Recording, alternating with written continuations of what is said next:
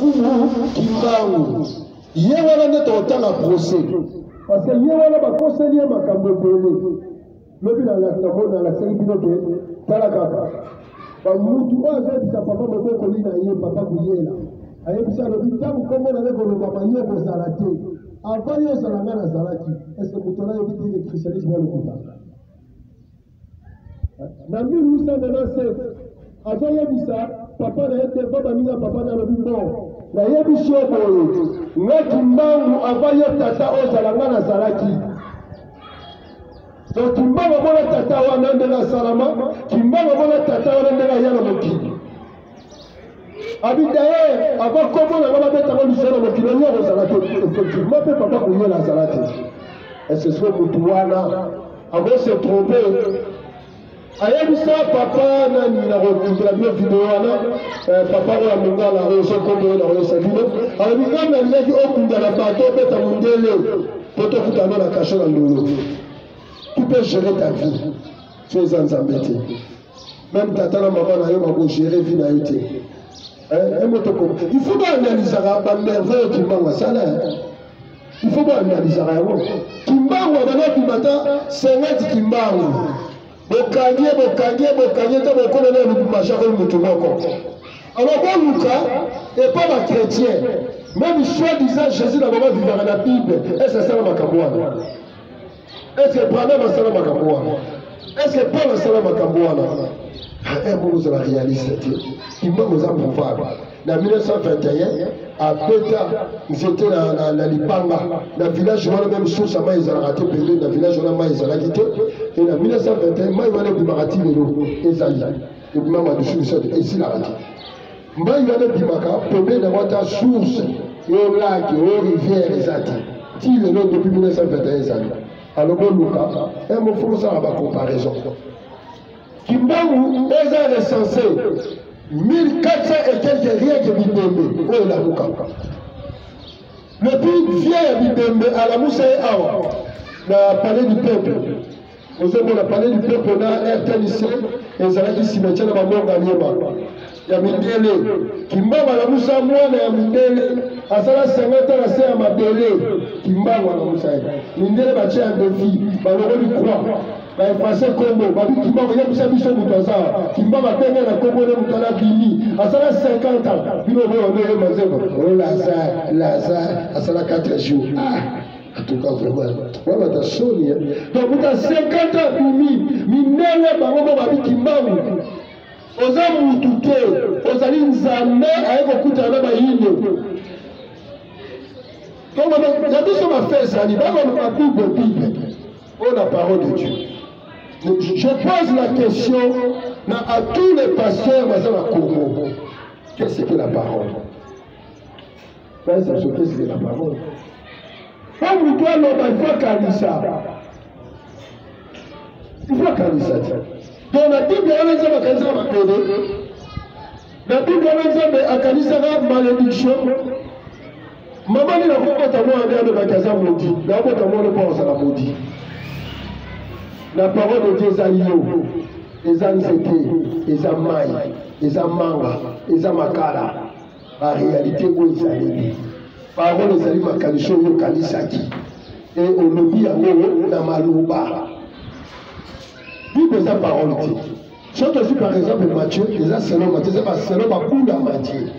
Matthieu afandi na ye, abule makambo na ye akomi. Lui mpe abule kopi na ye akomi. Jape abule makambo na ye akomi.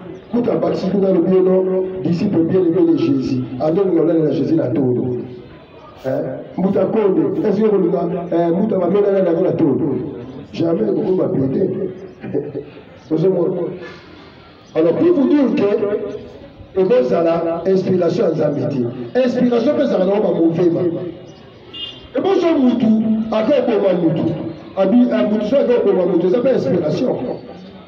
Donc Zambé n'est pas inspiration. Est-ce que maman et tata ne pas inspiration? Est-ce que vous avez ma parole? Maman a il faut que ça soit le son. Attends, mais on est capitaine. Mais tu écoutes ma maman.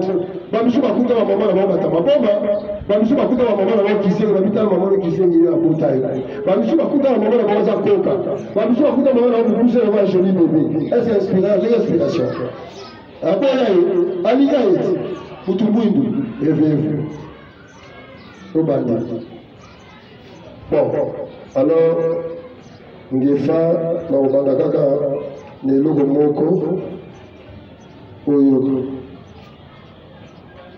aux évangiles là bas évangile livre sacré ya bango évangile à Thomas comme Thomas il le bajimo didim donc évangile à Thomas là bango dans autant de la bango verset 15 alors Jésus a dit quand vous verrez celui qui n'a pas été engendré par une femme alors procédez-vous la face contre terre et adorez-les, c'est lui votre Père. La balle de là. Alors Jésus a dit, quand vous verrez celui qui n'a pas été engendré par une femme, alors procédez-vous la face contre terre et adorez-les, c'est lui votre Père. Alors ceux qui m'ont dit, moutou à votre main à moi cité, bon fou comme un immeuble, il n'y a pas de tata na bino. Jésus a votre main à la Bible. Mais Kimba, Kimba apparaîtra en 1887 dans la ville de Kingala. C'était la première fois que la maman Kizembo, na maman Pemba Mwanda. Ana tata maman, qu'est-ce que tu ressens de la mer? Kimba. Et ça, il s'appelle la bougeoba la bino, tu vas aller procès. Ok. Procès à Fumukimba, parce que vous avez Fumukimba Biskami, la Bema.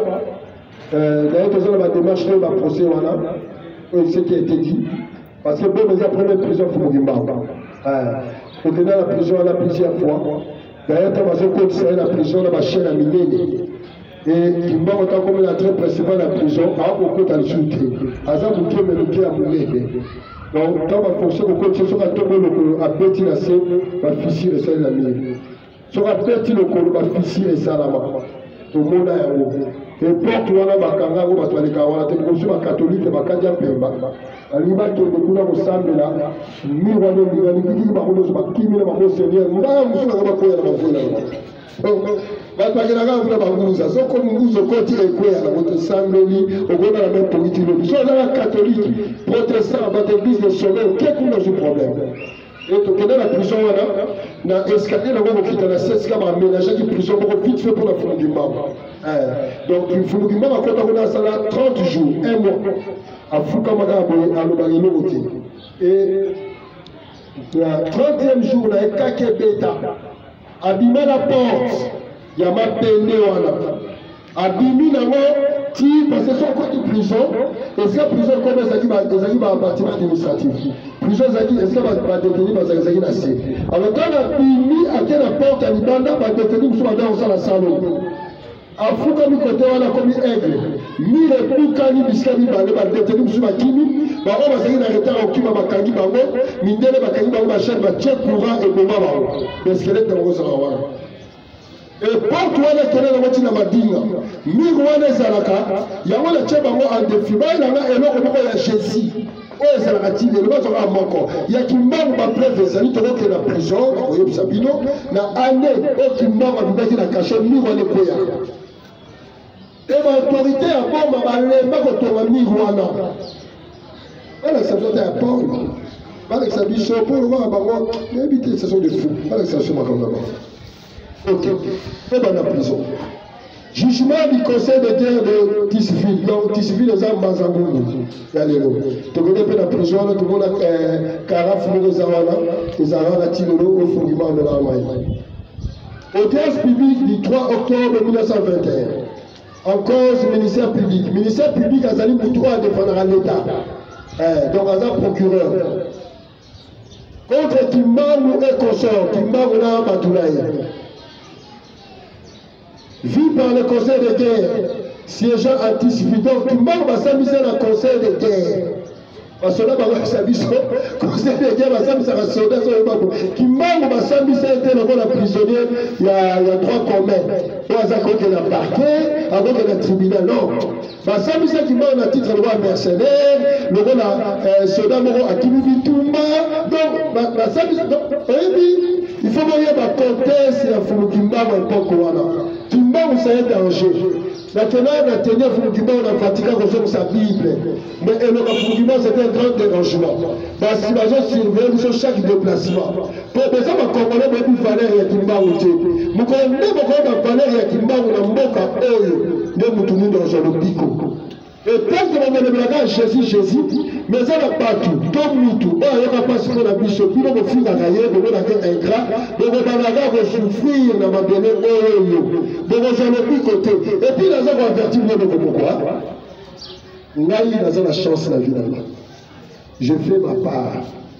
Le même à na mutumo na kasango na emusinga ngana mwasi na ngana bana tozongi pour donner la message là et na zala sengo pour bato bazoyoka tant na kokina mukila molimo bakoko ba oyamba na esengo et voir même na zo sabino soki boboye bakimbangu ti boboye ba se réconcilier na bakoko ti na bisimbi bakoko baza capable ni mindele ni bino pour bénéficier na mabele oyo bakotika mindele na projet na bango ya ko exterminer bino nyonso Congo peut revendre sa moutouté, ma domisi ma dragon, a domisi ma nyamamo, ma kimisi pe mindele.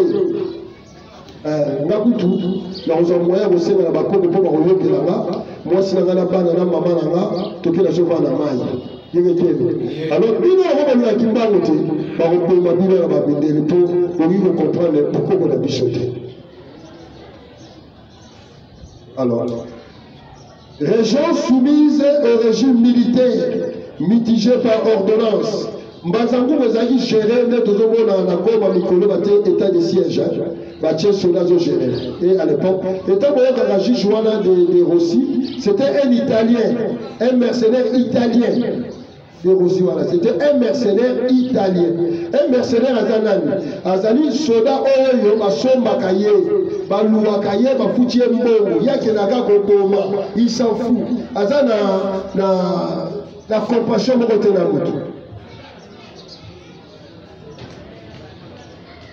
Par ordonnance numéro 89, en date du 12 août 1921, du vice-gouverneur général de la province du Congo, Kasaï, la procédure à charge de prévenir Kimbangu Simon, Mandembe, Zona, Mafweni, Lenge, Sambu Simon, Mimba Filemon, Mata, Mbaki André Talabango Komakomo Mbaki Timidele Passi Bache M après Bache Nini Mbaki ça passe Nini Yato le savon Mundele Zambuté Zamba Sala Mundele Binoka Roma Sa Mechola What's up to Mundi Mazé Belete Kelani John Batoba Samusioni Batoba David Maleka Sestini prévenu d'avoir porté atteinte à la sûreté de l'État. Donc, on a tout dans ma gérer, c'est la sûreté de l'État, c'est la coup d'État. Donc, Bakagi, on va dire ça la coup d'État. Si on va tout le coup d'État, on va pas, on va donner ça à Bichot. Si on va dire ça la coup d'État, pas là. Moi, là, Bakagi, atteinte à la sûreté de l'État. On va Bakagi, Fumukimbabu, na adepte na ye, Bangouza.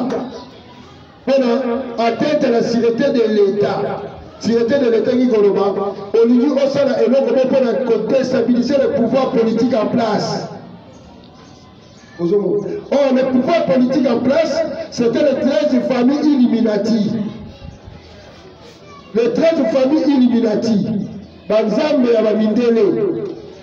On va aller au gouvernement de la jeune et c'est un moyen que nous ne sommes pas encore indépendants. Nous sommes sur le néocolonialisme. Et le néocolonialisme, c'est quoi? C'est une continuité. Il y a pouvoir impérial. Et on va demander le Namabélé, le Bissot, mais ils ont passé les autres bandes d'économie à tout. Alors, le néocolonialisme, ils ont ça la bande dans l'école. Quand ils ont découvert la bouche du fait Congo. Et nous connaissons maintenant ambassadeur à Bouchi de Congo, Moutoumoko Yebaga Yango, on va qu'on a bichon, on vécu moins de 200 000 ans avant notre ère, mondial à quitté. Donc tout ce temps-là, Bassali Baton de Chambre, Bassali Critique, Bamonagam Bouchi de Congo. Il fallait peiner à mondial de Roca, ailleurs pour avoir l'accès à bichon. Vous avez le site. Alors, tu as ma taille Bakamona, au Rosalaka à Zoba. Ils ont passé sur une langue, on va imposer bichon, tu as vu que la langue n'a bichoté. Ils ont passé sur la Négani, la Nations Unies, la OMS, Organisation mondiale de la santé. Le vaccin a tout la bichon, il y a la rougeole, il y a la poliomyélite, et comme ça, c'est ma coque. Le nom coronavirus, il n'y a pas de bichon. Ils ont passé dans l'UNESCO, dans l'UNESCO, pour la classe, dans l'Organisation mondiale de commerce. Tu vois que tu as dit qu'on a bichoté, tu peux s'appeler bichot moko. Avant, tu as dit diamant, il faut faire l'autorisation dans la City. City est allé dans la Grande-Bretagne, et je raconte l'économie mondiale, les hommes à la famille Rothschild.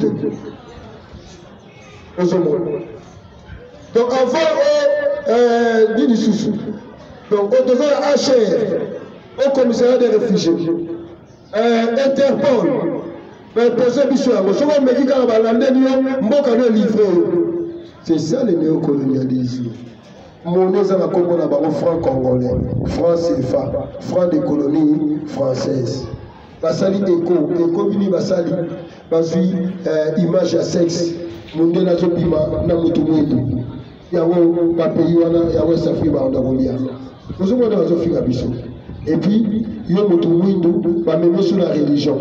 Le christianisme, le néo-apostolique, catholique, maman la baron, protestant, mormon, avec Joseph Smith, qui est franc-maçon, 32e degré, à Koufana la Cachot, le Branham, le africain, tribu Joshua, le Nigeria, le vidéo, la photo, pas, puis là, moi, si je pas pour voter.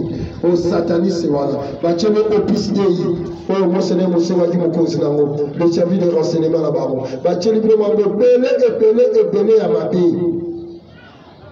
Le mouvement pentecôtiste, au BBC, le groupe de sommeil, au Moutazali, chef là-bas, Pat Robertson, maçon du 32e degré, Billy Graham, au Akoufa, grand franc-maçon, camarade de la famille Bush, Dalai Lama, qui est aussi un grand maçon. Alors, il y a des gens qui ont été dans l'eau. Et tant que nous avons le couteau, quand nous avons le monde colonialisme, le cas de compte de l'homme, et tous les noirs.